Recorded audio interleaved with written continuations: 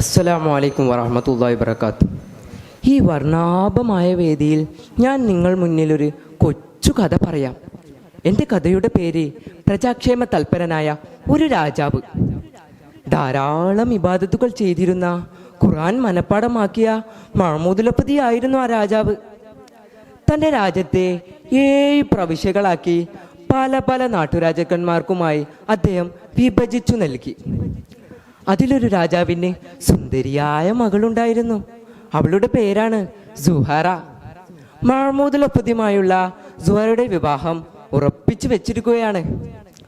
ഒരു ദിവസം നായാട്ടിനായി ദേഹത്ത് എണ്ണ തേച്ച് മഹ്മൂദുലപ്പതി കൊട്ടാര മട്ടുപ്പാവിലൂടെ ഉലാത്തുകയായിരുന്നു. ഖുർആൻ പാരായണത്തിൽ അതീവ താല്പര്യം കാണിച്ചിരുന്ന മഹ്മൂദുലപ്പതിയുടെ അധരങ്ങളാൽ ഖുർആൻ സദാ മൊഴിഞ്ഞുകൊണ്ടിരുന്നു. ആലിംറാനിലെ 26-ാമത്തെ ആയത്തെത്തിയപ്പോൾ മഹ്മൂദുലപ്പതിക്കൊരു സംശയം. എല്ലാ അധികാരവും എടുക്കുന്നവനും നൽകുന്നവനും നീയാണെങ്കിൽ എൻ്റെ അധികാരം ഈ സെക്കൻഡിൽ നീ എങ്ങനെ ഇല്ലാതാക്കും? പെട്ടെന്നൊരു പട്ടൻ ഓടി വന്ന് പറഞ്ഞു, മഹാരാജാവേ മഹാരാജാവേ, കൊട്ടാരമുറ്റത്തൊരു പുലി. പുലിയോ? മഹാരാജാവ് പുറത്തെത്തി. ഭടന്മാർ കഴിവതും പുലിയെ ഓടിക്കാൻ ശ്രമിച്ചു. പക്ഷേ പുലി പിന്മാറുന്ന രക്ഷയില്ല. അവസാനം മഹ്മൂദുലപ്പതി തന്റെ ഉടവാൾ വലിച്ചൂരി പുലിക്ക് നേരെ നീങ്ങി. പുലി പെട്ടെന്ന് ഒരു ഇടതൂർന്ന കാട്ടിലേക്ക് ഓടിപ്പോയി. പിന്നാലെ മഹ്മൂദുലപ്പതി കുതിരപ്പുറത്തും. ദീർഘനേരത്തെ പരിശ്രമത്തിനൊടുവിൽ പുലി കാട്ടിൽ അപ്രതീക്ഷനായി. ക്ഷീണം കാരണം മഹ്മൂദുലപ്പതി ഒരു പാറപ്പുറത്ത് കിടന്ന് ഉറങ്ങിപ്പോയി.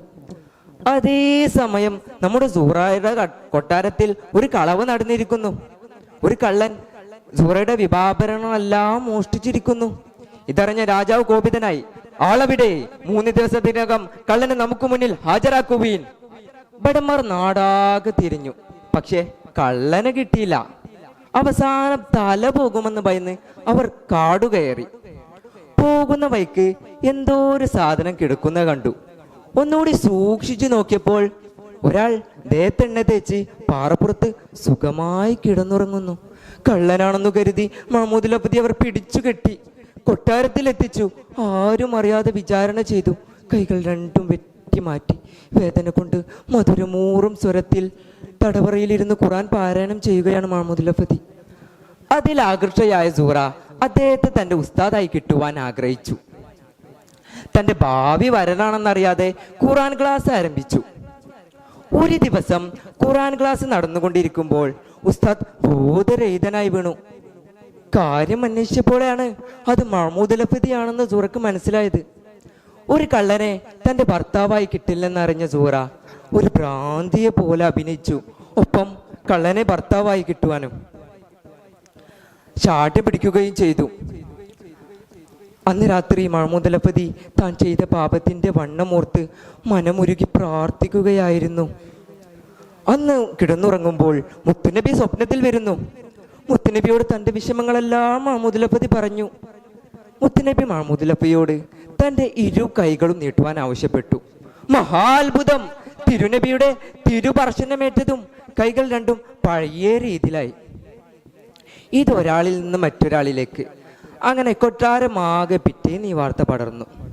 ഇതറിഞ്ഞ രാജാവ് അദ്ദേഹത്തിന്റെ കാൽക്കൽ വന്ന് മാപ്പ് പറഞ്ഞു. രാജാവ്, അങ്ങ് എന്നോടല്ലേ തെറ്റ് ചെയ്തത്? അതും ആരും അറിയാതെ. ഞാൻ എൻ്റെ രക്ഷിതാവായ അള്ളാഹുവിനോടാണ് തെറ്റ് ചെയ്തത്. അതിനുള്ള ശിക്ഷയാണ് എനിക്ക് ലഭിച്ചത്. കൂട്ടുകാരെ, അള്ളാഹു വിചാരിച്ചാൽ ഏതൊരു കാര്യവും മാറി മറിയുമെന്ന് നിങ്ങൾക്ക് മനസ്സിലായോ? ശുഭം. ഈ കഥ ഞാൻ ഇവിടെ നിർത്തുന്നു. അസ്സലാമു അലൈക്കും വറഹ്മത്തുള്ളാഹി വബറകാതുഹു.